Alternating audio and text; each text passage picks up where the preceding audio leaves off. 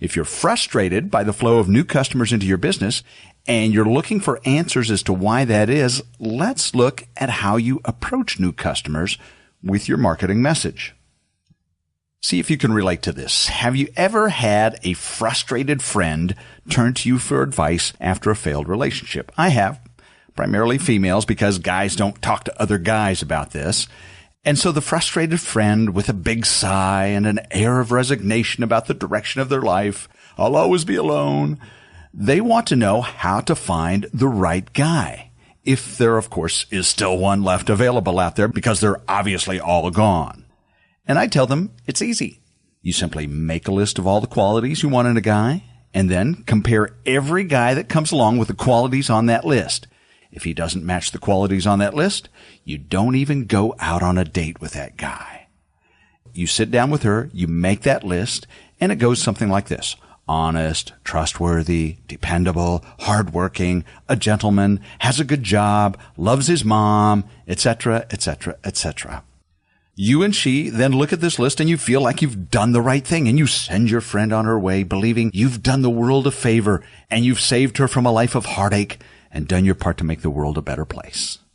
And then 1 week later, she's fallen for a guy who maybe has one of those qualities from the list, and to your shocking surprise, she's actually paid no attention to the list when she met this guy. And her answer to your why is, well, something like, he looked hot in his jeans, or he made me laugh, or we just connected.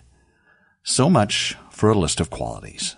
And isn't this exactly how it happens in the world of buying things, of doing business, of getting customers? You write out your list of qualities, everything you think, strike that, everything you know customers want in your service, you create your marketing message, and you tell them that's what you offer. And then they choose someone else, a competing business that looks hot in a pair of blue jeans. You scream, where have all the good customers gone? Are there any left out there? So what do? You rewrite your list. You add even more qualities. You announce special incentives if new customers will just go out with you one time and see how wonderful you are.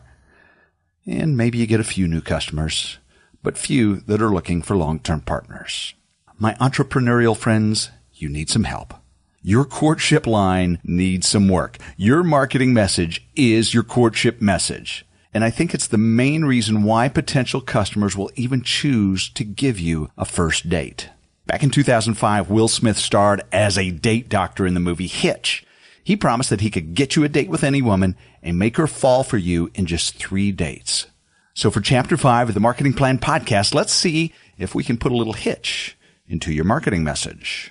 Message hitch number 1. In the movie, Hitch says, one dance, one look, one kiss.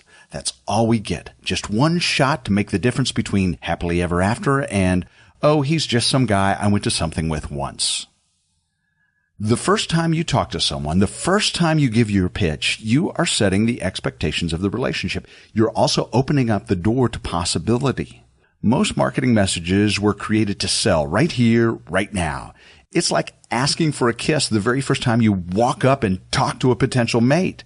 Famous ad copywriter Joe Sugarman said in his book, Advertising Secrets of the Written Word, that the purpose of the first sentence in a line of ad copy is to get the reader to read the second sentence.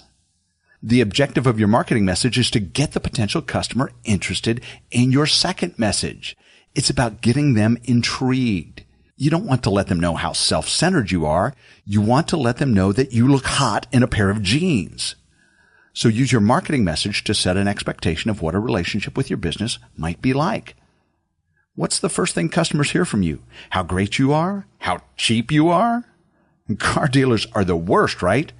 Coincidentally, that's why their marketing messages are also the least trusted out there. Hello, I just met you. Kiss me right now. So your marketing message should be a bit intriguing. It should beckon the potential customer to want to read your second sentence, to get to know more about you. What you can take away from this is 2 things. Your message should have a personality, and you don't have to cram your marketing message with every piece of possible boastful information about your business. Message hitch number 2. Sarah, played by Eva Mendes in the movie, says to Hitch, "Sometimes it's really hard to see the forest through the sleeves." Or sometimes you can't see the brand's promise through the features and benefits. Let's realize that people do not, and I repeat, do not buy you based on your features and benefits, nor your hype or deals and discounts. That makes you a sleazy used car salesman.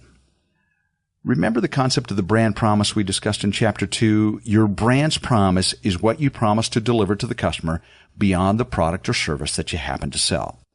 Your marketing message should promise something that's of value, something like empowerment, productivity, peace of mind, confidence, fun, hope. So here's what you can take away from this.